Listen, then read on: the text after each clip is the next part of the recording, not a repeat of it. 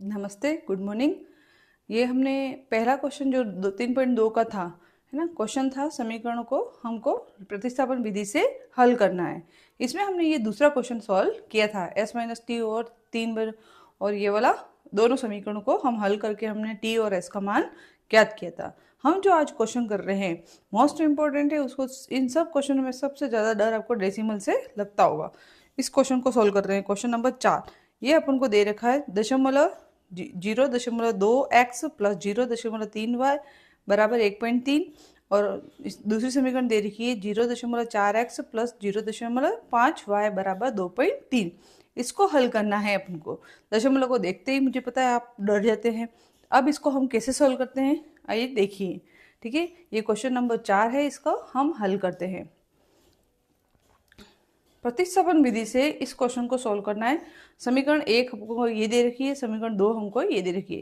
देखो दशमलव दे रखा है, तो दशमलव में सब जगह देखो, पूरी जगह देखो। दशमलव में पहली समीकरण दूसरी समीकरण दोनों में देखो, दशमलव के बाद एक ही संख्या है। क्या है? दशमलव के बाद एक ही संख्या।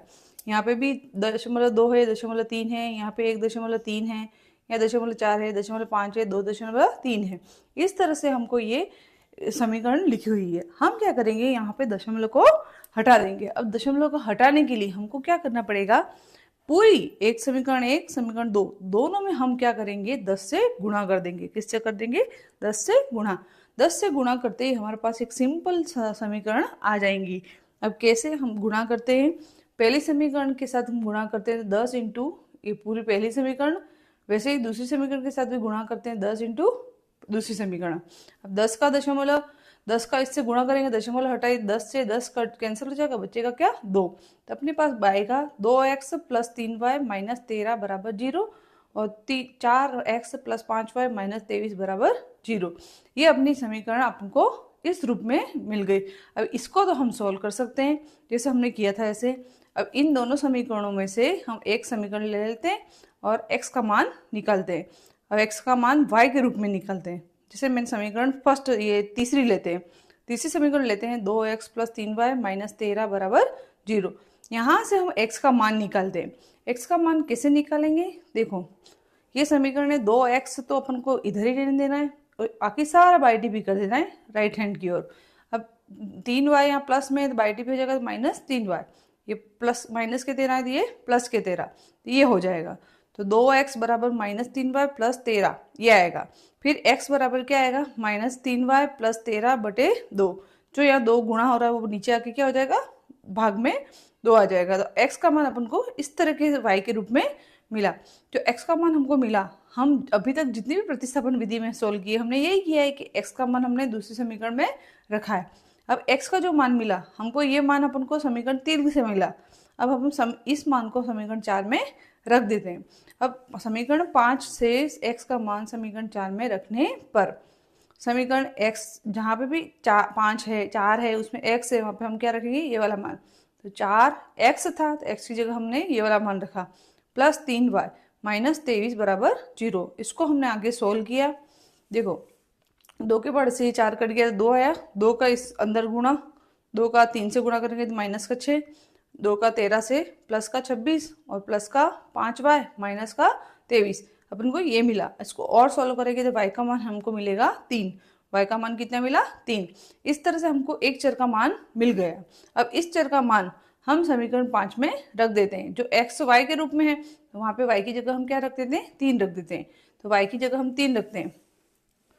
y बराबर 3 समीकरण 5 में रखने पर, y बराबर 3 समीकरण 5 में रखेंगे तो x बराबर हमें क्या मिलेगा, देखो सॉल्व करते हैं। y की जगह हमने 3 रखा, माइनस 3 प्लस 13 बटे 2, माइनस 3 और 3 का गुणा किए तो माइनस का 9 प्लस 13 बटे 2। x बराबर क्या आएगा, माइनस 9 प्लस 13 बटे 2। इसको और सॉल्व करेंगे तो प्लस माइनस क्या हो जाएगा, माइनस 13 में से 9 गए तो 4 बचे, 4 बटा 2। तो x का मान कितना मिलेगा, 2। x का मान हमको कितना मिला, 2। इस तरह से हमको y का मान 3 और x का मान 2, ये हल इस समीकरण का मिला। इस तरह से हमको ये वाला सवाल सॉल्व करना है। देखो इसको और भी अच्छे से धीरे से राइट डाउन कर लो आप। दशमलव वाला है, दशमलव वाला आ जाए तो हमको दशमलव वाले में सबसे पहले चेक करना है कि कितनी संख्याओं के आगे दशमलव लगा हुआ है। अगर सेम संख्याएं हैं तो अपन को उससे गुणा 10 से गुणा, अगर 2 होती दशमलव के बाद तो हम 100 से गुणा कर लेते। ठीक है, इस तरह से इसको राइट डाउन कर लो। आगे हम क्वेश्चन करते हैं नेक्स्ट।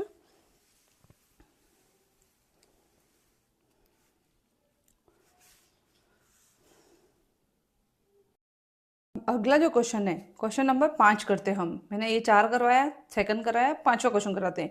5वें क्वेश्चन में दे रखा है √2x प्लस √3y बराबर 0, और इसी तरह से नीचे दे रखा है √3x माइनस 8 √8y बराबर 0। इन दोनों समीकरणों को हल करके x और y का मान ज्ञात करते हैं। देखो कैसे करते हैं।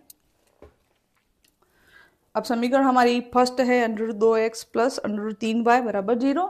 दूसरी समीकरण है √3x माइनस √8y बराबर 0। अब वही प्रतिस्थापन विधि में कोई भी एक समीकरण लो, हो सके तो माइनस वाली समीकरण ले लो। मैंने समीकरण 2 ली।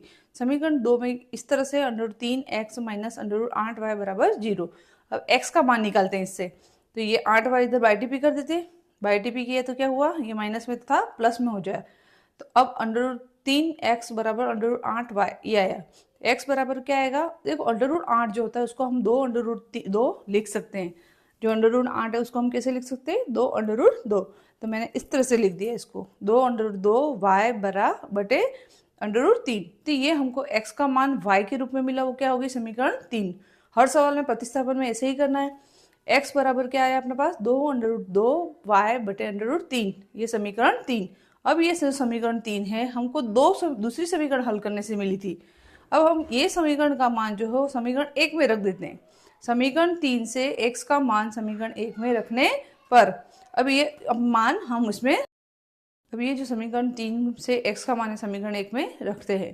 तो √2x प्लस √3y बराबर 0, ये अपनी पहली समीकरण है। अब इसमें x की जगह हम क्या रखेंगे, ये वाला मान। x की जगह रखा हमने √2, फिर 2 √2y बटे √3 प्लस √3y बराबर 0। तो ये हम आगे सोल्व करेंगे। तो देखो √2 का गुणा किया तो 2 हो गया, और 2 और 2 का फिर से गुणा हुआ तो 4y बटे √3 प्लस √3y बटे 1।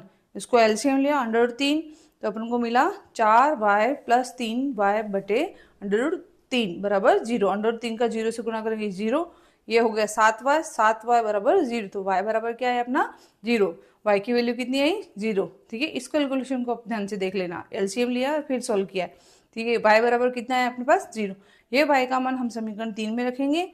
3 में रखने पर हमें x का मान भी कितना मिलेगा 0। कितना मिलेगा 0, क्योंकि x का मान क्या है 2 √2y बटे √3। तो y की जगह 0 आएगा तो पूरा पद क्या हो जाएगा 0। तो x का मान भी क्या आया 0। इस तरह से हमको x और y दोनों के मान क्या मिले 0 मिले। इस तरह से ये वाला क्वेश्चन सॉल्व हुआ। हम आगे क्वेश्चन नेक्स्ट सॉल्व करते हैं।